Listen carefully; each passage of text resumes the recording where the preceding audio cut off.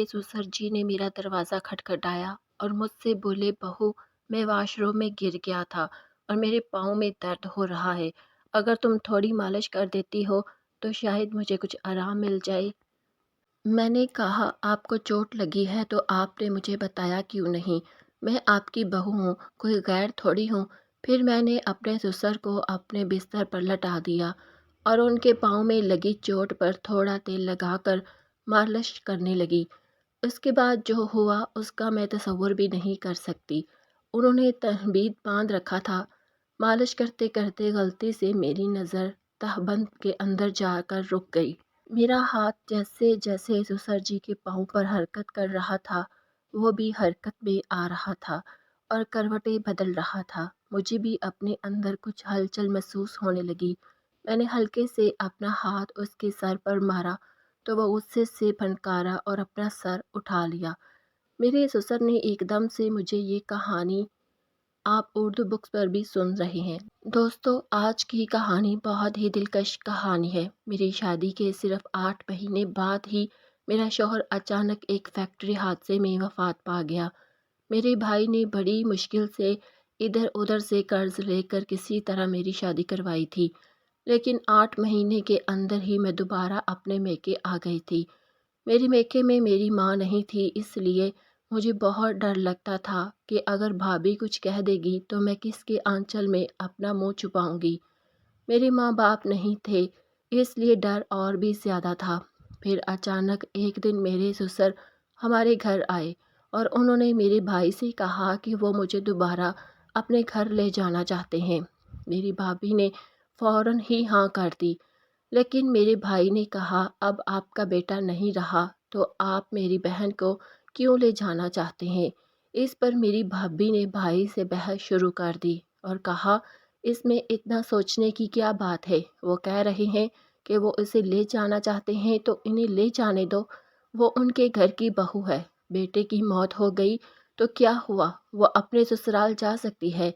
भाभी के इस झगड़े के बाद भाई ने बगैर कुछ पूछे कहा, अगर मेरी बहन वहाँ खुश रहेगी तो एक भाई होने के नाते मुझे खुशी होगी।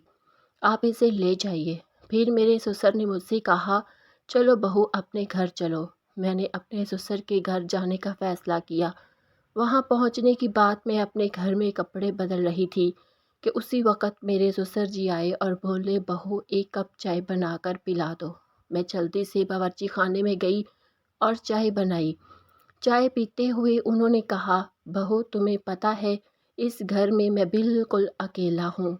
मेरा बेटा अकलौता था और तुम्हारी सास भी वफात पा चुकी है, इसलिए मैं तुम्हें यहाँ लेकर आया हूँ ताकि मुझे लगे कि मैं अकेला नहीं हूँ।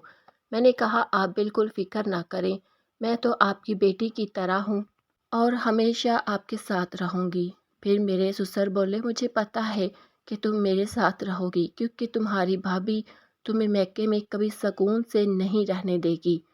इस तरह कुछ दिन गुजर गए। ये कहानी आप उर्दू बॉक्स पर सुन रहे हैं। एक रात मैं अपने कमरे में सो रही थी कि अचानक देर रात किसी ने मेरे दरवाजे पर दस्तक दी। मुझे समझ आ गया कि ये मेरे ससुर ही होंगे, क्योंकि इस घर में मेरे और मेरे ससुर के अलावा कोई और नहीं था। तो आधी रात को कौन मेरे कमरे का दरवाज़ा खटखटाएगा? मैंने सोचा कि शायद ससुर जी को कुछ चाहिए होगा, इसलिए दरवाज़ा खोला। दरवाज़ा खोलते ही मेरे ससुर ने मुझे पकड़ लिया और बोले, मुझे अपने कमरे में बहुत बेचैनी हो रही है। अगर तुम मेरे कमरे में आ जाओ या मैं इधर सो जाऊं तो तुम्हें कोई परेशानी तो नहीं है? मैंने कहा, ससुर जी, कैसी बात कर रहे हैं आप? इधर मेरे कमरे में सो जाएं। मेरे कमरे में एक ही डबल बेड था। ससुर जी बेड की एक साइड पर सो गए और मैं दूसरी साइड पर। नींद ना ससुर जी को आ रही थी और ना ही मैं सो पा रही थी। काफ़ी वक़्त के बाद ससुर जी बोले, बहू, नींद नहीं आ रही क्या? मैंने कहा, आप भी तो नहीं सोए अभी तक। ससुर जी कहने लगे, मुझे आज तुम्हारी सास की बहुत याद आ रही है। जब वो नाराज़ होती थी तो ऐसे ही हम दूर दूर लेटे होते थे। क्या तुम भी कभी मेरे बेटे से नाराज़ होती थी? मैं चुप रही, कुछ ना बोली। तो ससुर जी कहने लगे, क्या ऐसा नहीं हो सकता कि हम दोबारा ऐसी ज़िंदगी गुजारें جیسے ہم پہلے گزارتے تھے، تم اپنے شوہر کے ساتھ اور میں اپنی بیوی کے ساتھ۔ ہم شادی کر لیں تو ہم دونوں ایک اچھی زندگی گزار سکتے ہیں۔ مجھے پتہ ہے یہ معاشرہ ہمارے رشتے کو قبول نہیں کرے گا، مگر ہم چوری یہ رشتہ پروان چڑھا سکتے ہیں۔ میں کچھ نہیں بولی۔ اسی طرح رات گزر گئی اور اگلے دن صبح سے ہی میں اپنے سسر جی کی باتوں کے بارے میں بہت سوچ بچار کرتی رہی، اپنی صورتحال پر بھی کافی غور کیا۔ پھر سسر کا پیش کیا ہوا رشتہ مجھے ناممکن لگ رہا تھا، لیکن میرے حالات مجھے کوئی نہ کوئی فیصلہ لینے پر مجبور کر رہے تھے۔ پھر مجھے خیال آیا کہ میں اپنے بھائی سے جا کر بات کرتی ہوں، لیکن یہ سب باتیں اپنے ہی بھائی سے کرنے کی ہمت نہیں ہوئی، کیونکہ مجھے معلوم تھا کہ بھائی سے بات کرنے کے بعد وہ ضرور غصہ ہو جائیں گے، اس لیے میں انہیں اس بات کے بارے میں نہ بتا سکی۔ اسی طرح ایک دن صبح میرے سسر کو دوبارہ بات کرنے کا موقع ملا۔ انہوں نے کہا، بہو میں نے تم سے کچھ غلط نہیں کہا ہے، بس میں اتنا چاہتا ہوں کہ تم میری زندگی میں خوشی لے آؤ۔ میں اکیلا نہیں رہ سکتا، تمہارے ساتھ ہی میری زندگی مکمل ہوتی ہے۔ دوبارہ سسر جی سے یہ سب باتیں سن کر میں اندر سے کانپنے لگی اور کچھ بول نہ سکی۔ تھوڑی دیر بعد سسر جی خود ہی باہر چلے گئے۔ اسی طرح سسرال میں کچھ دن گزر گئے۔ ایک رات کو میرے سسر جی نے میرا دروازہ کھٹکھٹایا۔ میں نے دروازہ کھولا تو مجھ سے بولے، بہو میں واش روم میں گر گیا تھا اور میرے پاؤں میں درد ہو رہا ہے، اگر تم تھوڑی مالش کر دیتی تو شاید مجھے کچھ آرام مل جائے۔ میں نے کہا، آپ کو چوٹ لگی ہے تو آپ نے مجھے بتایا کیوں نہیں؟ میں آپ کی بہو ہوں، کوئی غیر تھوڑی ہوں۔ پھر میں نے اپنے سسر کو اپنے بستر پر لٹا دیا اور ان کے پاؤں میں لگی چوٹ پر تھوڑا تیل لگا کر مالش کرنے لگی۔ اس کے بعد جو ہوا اس کا میں تصور بھی نہیں کر سکتی۔ انہوں نے تہبت باندھ رکھا تھا۔ مالش کرتے کرتے غلطی سے میری نظر تہبت کے اندر جا کر رک گئی۔ میرا ہاتھ جیسے جیسے سسر کے پاؤں پر حرکت کر رہا تھا، وہ بھی حرکت میں آ رہا تھا اور کروٹیں بدل رہا تھا۔ مجھے بھی اپنے اندر کچھ ہلچل محسوس ہونے لگی، لیکن میں نے کنٹرول کیا اور سسر جی سے اجازت لے کر سونے کے لیے اٹھ گئی۔ آج کے اس واقعہ نے اور میرے سسر نے میرے لیے جذبات ظاہر کیے تھے۔ انہوں نے میری زندگی کو ایک نئی سمت دے دی۔ ان کے الفاظ نے مجھے اندر تک ہلا کر رکھ دیا تھا۔ جب بھی میں سونے جاتی تو ان کی باتیں مجھے سوچنے پر مجبور کر دیتی تھی۔ وہ کہتے تھے کہ میرے ساتھ رہنے سے انہیں اپنے اکیلے پن کا احساس نہیں ہوتا اور وہ چاہتے تھے کہ ہم دونوں ایک نئی زندگی کا آغاز کریں۔ اس رات کے بعد میں خود کو بہت الجھن میں پاتی رہی اور میرے دل میں کئی سوال اٹھ رہے تھے۔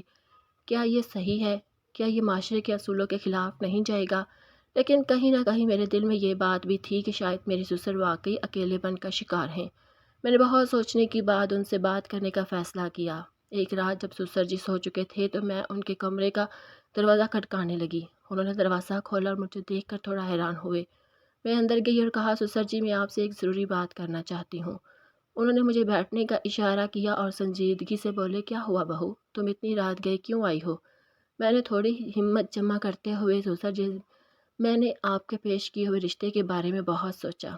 میں سمجھتی ہوں کہ آپ اکیلے پن کا شکار ہیں اور آپ کو ایک ساتھی کی ضرورت محسوس ہو رہی ہے، لیکن اس رشتے کو معاشرے کے لوگ قبول نہیں کریں گے۔ اس رات کے بعد میں نے اپنے دل کو بے چینی کو کم کرنے کی کوشش کی۔ میں یہ سمجھ چکی تھی کہ سسر جی اپنے اکیلے پن سے نجات حاصل کرنا چاہتے تھے، لیکن اس راستے پر چلنا ہم دونوں کے لیے غلط ہوتا۔ مجھے اپنی زندگی کی سمت کا تعین کرنا تھا اور میں نے فیصلہ کر لیا کہ اب میں اپنی زندگی کی بھاگ دوڑ خود سنبھالوں گی۔